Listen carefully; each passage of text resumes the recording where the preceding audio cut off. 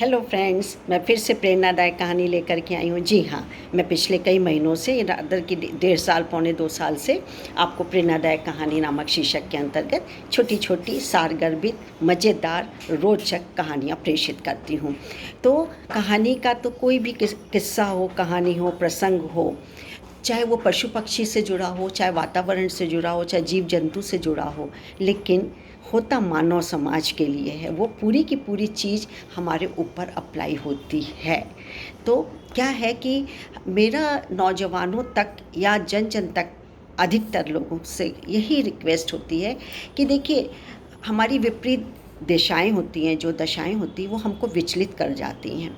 लेकिन यदि सीख भरी कहानियाँ बचपन से सुना दी जाएं तो हमारे कदम डगमगाते नहीं हैं और हम सही रास्ते का चुनाव करने में सक्षम होते हैं। यही पर्पज़ है मेरा सुनाने का। तो आज भी मैंने एक कहानी का चुनाव किया है जिसका शीर्षक है स्वयं जिम्मेदार। यानी हम अपनी आदतों के स्वयं जिम्मेदार होते हैं। तो क्या हुआ कि एक बार की बात, एक महिला थी, वो रोज़ कई सालों से उसका रूटीन था कि मंदिर जाती थी। लेकिन एक दिन जब मंदिर में गई तो पुजारी जी से बोली कि पुजारी जी, अब मैं कल से मंदिर नहीं आऊँगी। तो पुजारी जी बोले, क्यों बिटिया रानी, तुम्हारा तो कितने सालों से ये तुम्हारा आना जाना है, क्यों छोड़ दोगी, कहीं बाहर जा रही हो क्या? बोली नहीं, यहाँ पे मैं देखती हूँ कि लोग जो कि खाली खाली मोबाइल पे बातें करते हैं, कुछ लोग खाली बातचीत में समय गुजारते हैं, कुछ यहाँ तक कि राजनीतिक बात चर्चा चलती रहती है, गपशप चलती रहती है, और कुछ लोग तो बिल्कुल ही पाखंडी हैं, इसीलिए आते हैं, पूजा पाठ नहीं करते, और तो और बातचीत में दूसरे का ध्यान भी भटक जाता है, पूजा पाठ नहीं हो पाती है। तो पुजारी जी ने कहा कि अच्छा, निर्णय तुम्हारा तो बहुत वो है, कठिन है, मुझे भी अच्छा नहीं लग रहा है, लेकिन एक बार फिर भी सोच लेना, और उसके पहले मेरा एक काम कर सकती हो, एक मेरी बात मान सकती हो? तो उसने कहा कि हाँ कहिए, बिल्कुल करूँगी, मैं आपकी बात मानूंगी और करूँ, जो आप काम सौंपेंगे मैं करूँगी। तो बोले, तुम ऐसा करो कि 2 गिलास ले लो, उसमें पूरे ऊपर तक पानी भर लेना, और इस मंदिर की 2 परिक्रमा करना, और ये ध्यान रखना कि एक बूंद भी पानी नीचे ना गिरे। ठीक है भाई। उसने 2 परिक्रमा, 2 गिलास लिए और 2 गिलास में पानी भरा और वो परिक्रमा पूरी करने लगी। फिर लौट के आई कि पुजारी जी, मैंने परिक्रमा पूरी कर ली। तो बोले, अच्छा ये बताओ, इस बीच तुमने किसी को बातचीत करते सुना?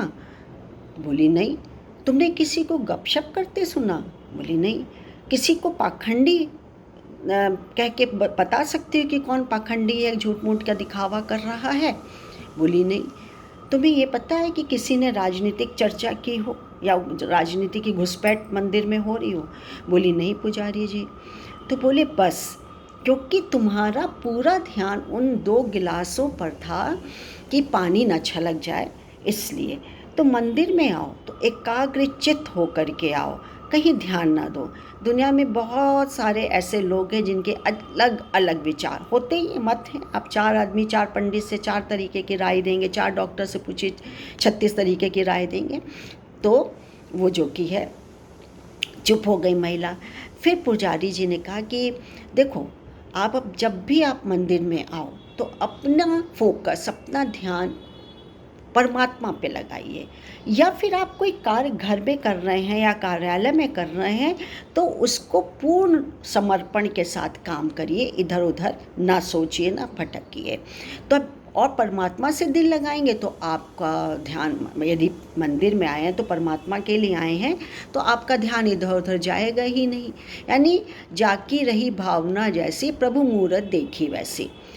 दुखों का क्या है? पुजारी जी ने कहा, कौन जिम्मेदार है? न ईश्वर है, न भाग्य है, न नक्षत्र है, न तारे हैं, न समुद्र है, न प्रकृति है, न सरकार है, न अड़ोसी पड़ोसी है, न हमारे नाते रिश्तेदार हैं। कौन? स्वयं।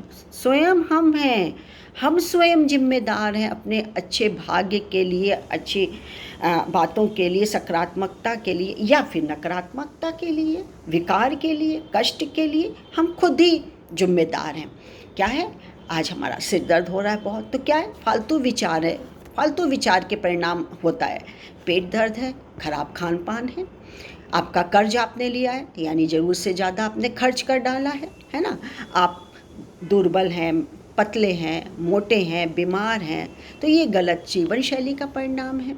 आपके पास वकील या कोर्ट केस है तो इसका मतलब है कि ये आपने कहीं अहंकार बहुत ज़्यादा कर दिया है। आपके फालतू विवाद ज़्यादा व व्यर्थ बोलने का परिणाम हो सकते हैं। तो इतने सारे कारण, सैकड़ों कारण, एक नहीं है तो कुछ बताया गया, सैकड़ों कारण हैं जो कि बेवजह के दोषारोपण दूसरों पर थोप देते हैं, दूसरों पे करते हैं। इसमें ईश्वर दोषी नहीं है। अगर हम इन कष्टों के कारणों में बारीकी से हम यदि विचार करते हैं तो हम पाएंगे कि इन सब में पाएंगे कि कहीं ना कहीं हमारी कमज़ोरी, हमारी मूर्खताएं, हमारी नासमझी, नादानी जिम्मेदार होती है।